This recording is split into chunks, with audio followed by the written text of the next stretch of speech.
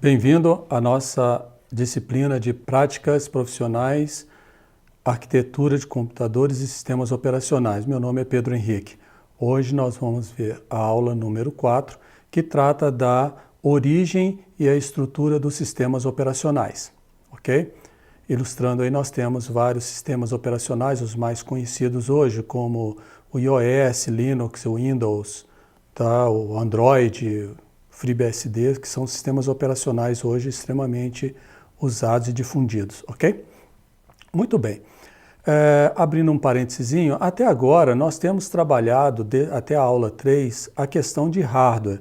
Nós vimos a história do computador, a evolução do hardware, vimos como que o hardware trabalha eletricamente, vimos como as portas funcionam para gerar as combinações entre ter e não ter sinal, ok? E agora nós vamos para a área que eu considero uma das áreas mais importantes, que é a área do sistema operacional.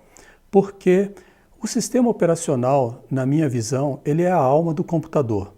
Imagina você uma televisão, tá? Um aparelho de televisão onde não tenha programas rodando, não tem nada aparecendo. Torna-se inútil aquilo, você concorda?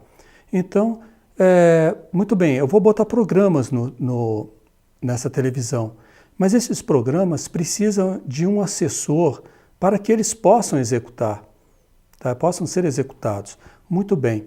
Então, por isso que eu falo que o sistema operacional ele é a alma do computador. É aquilo que faz com que o computador funcione, que execute aquilo que você quer que ele faça. Observa, o sistema operacional ele é uma entidade, vamos dizer assim, que está ali para servir e fazer com que as coisas aconteçam. A máquina por si só vai fazer o que o sistema operacional manda que ele faça, tá bom?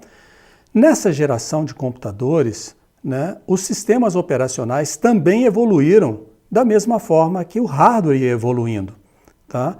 Então, nós podemos classificar os sistemas operacionais como sendo sistemas operacionais monolíticos e não monolíticos, tá? Fazendo uma alusão talvez à era histórica, né, que nós temos a pré-história, né, paleolítico, mesolítico. Aqui a gente usa também a mesma coisa, a pedra, né, uma pedra, alguma coisa que seja única, né? Qual era a característica dos sistemas operacionais monolíticos?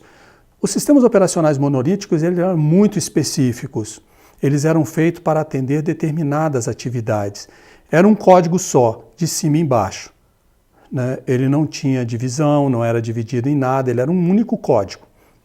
E nesse único código ele fazia tudo o que precisava. Ele é rápido, ele é muito rápido, mas em compensação ele é de evolução muito difícil e de manutenção extremamente difícil. Então evoluir um sistema operacional monolítico era complicado, né? Porque ele era uma estrutura só. Então, hoje, ele é considerado um sistema obsoleto, porém nem tanto, porque se você tem, vamos supor, uma máquina que tem como função específica fazer uma determinada atividade, um sistema operacional monolítico é muito mais performático do que um sistema que não seja monolítico, em camadas, por exemplo.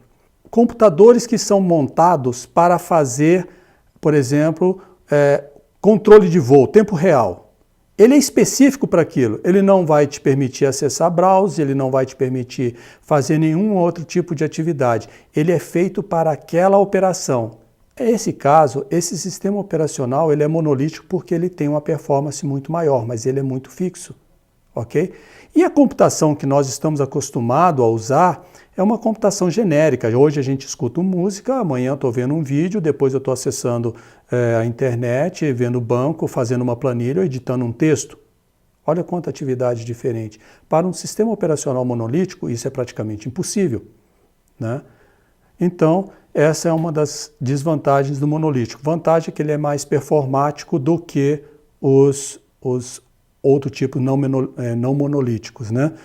Nós temos aí alguns sistemas operacionais, né, como principalmente o MS-DOS, o PC-DOS e outros, né, que fazem parte ainda da nossa atividade, do nosso dia a dia. na computação, por exemplo, você está ali no Windows, rodando o Windows, e você precisa fazer uma execução usando o command. Quando você aciona o command, o sistema operacional do Windows, o que é que ele faz? Ele vai lá e abre uma janela onde ele vai rodar o MS-DOS, para você fazer as operações a nível de sistema operacional mais básica. Terminou aquela operação, ele fecha aquela janela e encerrou aquele assunto. Mas enquanto você está rodando no MS-DOS, ele só roda aquilo. Ele não tem condição dele fazer outra coisa. Os monolíticos são monotarefas. Ok? Vamos lá então. Como é que é? Eu falei dos monolíticos. Os não monolíticos, na sua maioria, eles são formados em camadas. Cada camada atende a uma determinada atividade dentro do sistema operacional. O que ele consegue com isso? Ele consegue com isso uma melhora na performance em termos de atendimento a serviço. Ele consegue atender a mais serviços, né? Porque ele tem uma camada para cada atividade, né? Da manutenção no sistema operacional em camadas é muito mais fácil, porque se eu estou querendo trabalhar com a parte do sistema operacional que controla a memória, eu não preciso abrir o código todo para mexer em todo o sistema operacional, como acontecia nos monolíticos, tá? Eu tenho em camadas, e aí eu posso abrir só aquela camada. Uma outra característica dos sistemas operacionais organizados em camadas é que eles têm aplicações internas dele e aplicações externas. Aquelas funções que são mais executadas, elas estão internamente. As que não são muito executadas, elas são colocadas externamente. E assim você consegue trazer para dentro do sistema só aquilo que realmente você precisa e tornando então ele mais enxuto, tá? Esse conceito deu origem ao que a gente chama de kernel ou microkernel, tá? O kernel, ele é o centro do sistema operacional, é onde tem todas as operações básicas do sistema operacional. Por exemplo, kernel em inglês quer dizer central, centro, né? Então, como eu falei, ele está ali para fazer toda aquela parte de I/O, por exemplo, escrever na memória e ler da memória. Isso é uma coisa que ele faz o tempo todo. Então, essa instrução está no kernel. Atividades como formatar um disco, né, formatar um pendrive, essa atividade não está no kernel, porque é uma coisa que você vai fazer esporadicamente. Tá? Então, dentro dele tem as atividades básicas para fazer a máquina funcionar. Tudo que está ali na máquina vai funcionar com base no kernel. Ok? Então, do lado aqui da direita, nós temos uma estrutura, né, de sistema operacional que trabalha com o microkernel. O que é o microkernel? O microkernel é uma evolução do kernel, aonde dentro dele tem pequenas funções, tá, para atender a serviços específicos. O kernel, ele tem lá, por exemplo, leitura de disco, vamos supor, uma leitura, mandar uma coisa para a impressora, mandar um arquivo para a impressora, imprimir alguma coisa. Ele tinha um conjunto de códigos que tratava o I/O, né?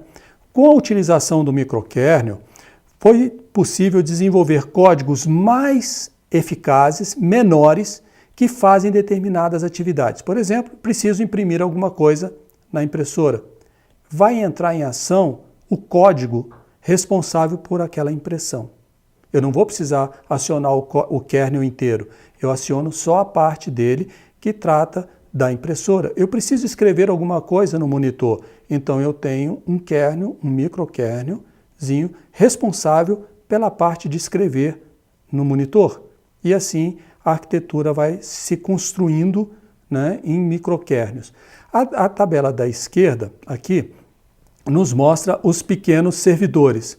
Os servidores são os serviços que você tem. A impressora, o disco, o monitor de vídeo, teclado. Cada entidade dessa é um serviço que tem no seu computador.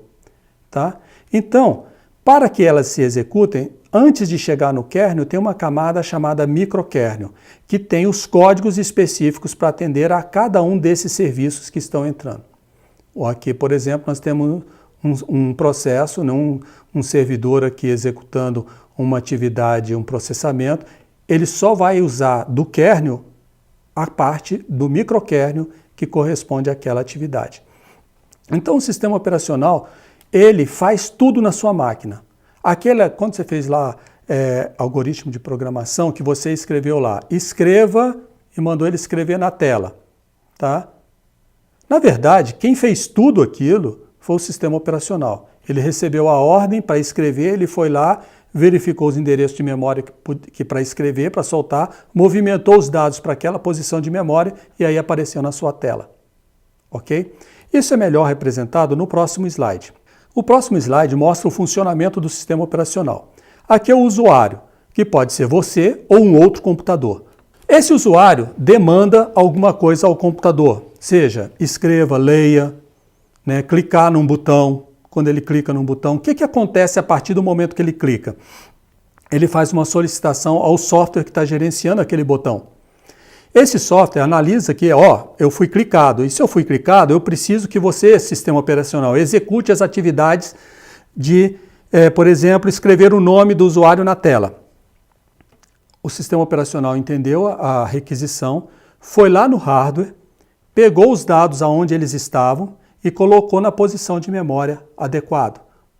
Escrever na tela, colorir uma tela, tá? Mandar para a impressora, ler alguma coisa do teclado, ele vai e executa a nível de hardware. O hardware, então, responde para o sistema operacional. Ok, eu fiz.